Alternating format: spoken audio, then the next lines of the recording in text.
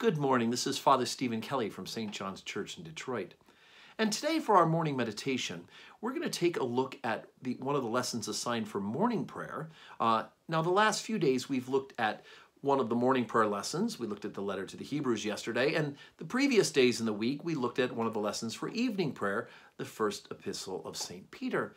Today we're going to look at the lesson assigned in morning prayer that comes from the Old Testament, and this one is from the book Exodus. Now, as 1928 prayer book Anglicans at St. John's, we will immediately recognize as soon as we start reading the 20th chapter that this is something that we use at least once a month in our celebration of the Holy Communion, because the traditional Anglican communion service requires that the 10 Commandments, which we call the Decalogue, are to be said, to be rehearsed at least once a month. I will say each of the 10 Commandments, and we respond as a congregation, Lord, have mercy upon us and incline our hearts to keep this law. And so this should be very familiar when you start verse 20. And God spake these words and said, I am the Lord thy God. And then all of a sudden our mind pops into what we've memorized as the 10 Commandments. I'm not going to rehearse all those today in this short little 5-minute meditation. But I'm going to come to the end of the reading. After these were given to Moses, he comes down from the mountain, and we hear this recorded at the end of the reading appointed. And all the people saw the thunderings and the lightnings and the noise of the trumpet, and the mountain smoking, and the people saw it, and they were moved, and stood afar off. And they said unto Moses, Speak thou with us, and we will hear. But let not God speak with us, lest we die. And Moses said unto the people, Fear not, for God is come to prove you, and that his fear may be before your faces, that ye sin not. And the people stood afar off, and Moses drew near unto the thick darkness, where God was. Now, we don't like to be people who are told not to do things. And the 10 Commandments involve being told what we should not do. And even though we live under the New Testament or the New Covenant that has been sealed in Jesus' blood, the moral teachings continue to this day. They are still 10 Commandments, not 10 suggestions.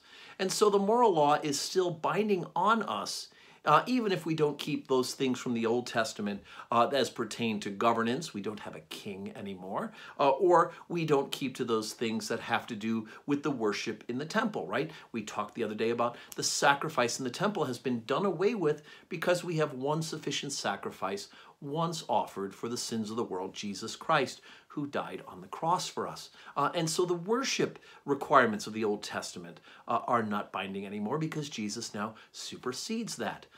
However, the moral law continues to be the moral law because it's a reflection of the reality of how God has made us, that we have been created in his image. And even though that image has been distorted by sin, right, we're all affected by the effects of original sin. And so that which has been created good in us has been distorted by sin.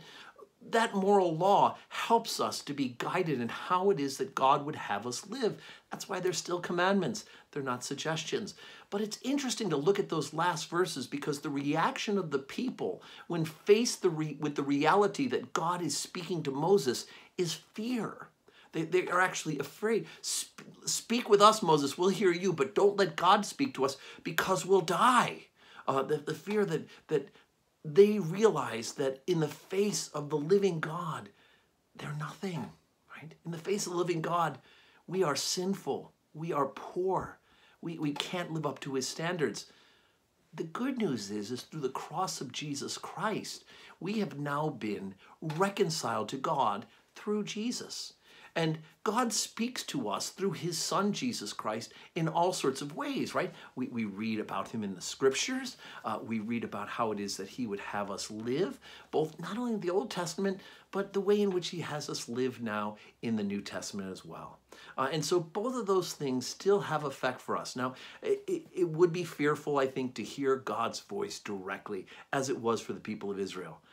But the good news is that realistically now, that voice will sound very much like what Mary Magdalene heard when she heard her own name being said by Jesus after the resurrection at the empty tomb, when she mistook him for the gardener, when she said his name, Mary.